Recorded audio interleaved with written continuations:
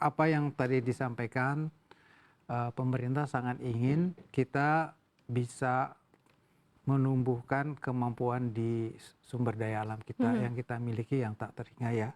Yang paling besar yaitu nikel untuk bisa mengisi rantai pasok dari kendaraan listrik. Salah satu diantaranya adalah baterai. Kan baterai itu kalau di kendaraan roda 4 itu mengambil porsi hampir 35% daripada kendaraan itu. Sehingga ke depan baterai teknologi akan mengarah kepada nikel, mangan, kobalt. Di mana nikelnya makin tinggi.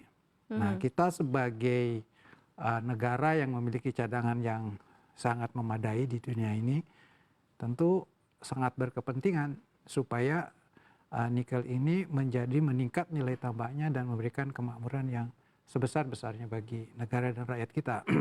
Ini akan seperti apa nantinya peran dari si insentif ini nih Pak? Karena tadi kan juga Anda sempat mention begitu ya dalam statement di berita awal begitu ya, bahwa ini akan penting karena dapat memangkas ongkos pada mata rantai pasok dan lainnya begitu ya. Berarti sebenarnya ada beberapa mungkin biaya-biaya yang akhirnya bisa tercover gitu ya dengan adanya insentif ini.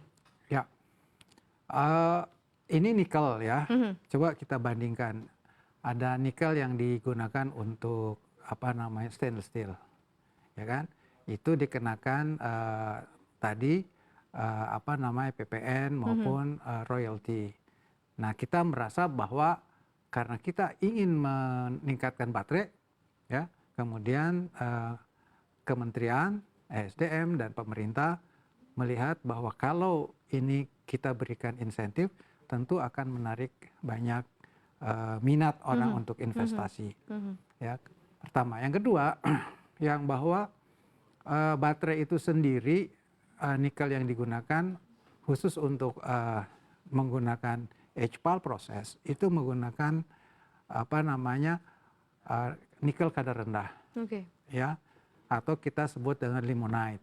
Nah, limonite ini saat ini kalau digunakan oleh misalnya oleh Vale atau oleh pabrik-pabrik yang membuat nikel pig iron, itu disingkirkan ke samping. Jadi hampir tidak ada nilainya. Nah, dengan adanya baterai yang menggunakan HPAL, ini kita bisa ambil, kita manfaatkan. Nah, itu salah satu. Nah, jadi pemerintah melihat selama ini pun limonite itu tidak manfaatnya masih dianggap tidak ada. Oleh karena itu kalau kita berikan insentif maksimal juga tidak terlalu merugikan juga. Tetapi bagi investasi itu sangat menguntungkan. Berapa sih besarannya nanti insentif yang mungkin akan diberikan nih khususnya untuk di mineral ini begitu ya Pak? Yang apalagi nanti bisa menggugah investasi juga untuk bisa masuk begitu ya dengan adanya sugar atau pemanis ini begitu ya dari pemerintah. Sebenarnya bukan insentif dalam bentuk cash ya. Tapi potongan terhadap royalti. Royaltinya, Jadi lebih rendah. Jadi dari tanah yang ada itu, kalau kita gali di atasnya ada limonite, bawahnya ada saprolite. Nah, saprolite ini yang sekarang biasa digunakan untuk membuat stainless steel dan sebagainya. Nah, sekarang itu royaltinya asalnya disamakan, pokoknya nikel aja gitu. Ya, tidak ada pembeda ini kadar rendah atau kadar tinggi yang gitu kadar ya. Rendah itu sekarang kita berikan istilahnya potongan harga yang luar biasa. Ya. Berarti lumayan akhirnya berdampak juga nanti kepada added value atau nilai tambah pada produknya begitu. Coba bayangkan kalau limonite disuruh membayar sama dengan saprolite, ya kan? Tentu orang berhitung-hitung gitu ya. Wah, gimana nih gitu, berapa harganya setelah diproses. Apalagi kalau kita baru juga dengar beberapa update begitu dari pemerintah di mana baru saja menyetujui insentif bagi motor dan juga mobil listrik nih Pak Agus ya. Dan ini akan membuat akhirnya nantinya industri kendaraan listrik dan juga turunannya ya kayak baterai kan akan jauh lebih kompetitif.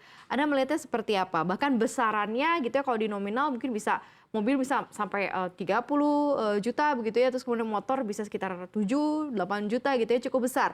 Belum lagi ditambah insentif-insentif lain kayaknya kalau misal kendaraan listrik nantinya bebas ganjil genap, begitu ya, dari sisi pajaknya sangat murah gitu ya. Ini seperti apa Pak Agus Anda melihatnya? Ya, kita sangat menginginkan bahwa EV ya atau industri kendaraan listrik atau sering disebut KBLBB itu berkembang di Indonesia. Salah satu penyebabnya adalah bahwa KBLBB kita ini harganya jauh lebih mahal daripada kendaraan dengan motor bakar, ya kan? Nah, salah satu upaya untuk itu kita harus mencoba menurunkan ya harga daripada KBLBB itu agar lebih apple to apple dengan kendaraan itu. Nah, kenapa itu menjadi lebih mahal? Karena pertama ya sekarang itu semua masih diimpor ya. Tentu karena kita belum buat. Kalau masih diimpor tentu pajak-pajaknya juga masih tinggi. Walaupun pajaknya masih tinggi, ternyata memang harganya itu masih jauh lebih mahal. Oleh karena itu pemerintah mencoba untuk menurunkan berbagai biaya-biaya yang ada dan memberikan berbagai kemudahan. Jadi kita kenal biasanya untuk meningkatkan itu ada yang dibantu dari sisi supply, ada juga dari sisi demand.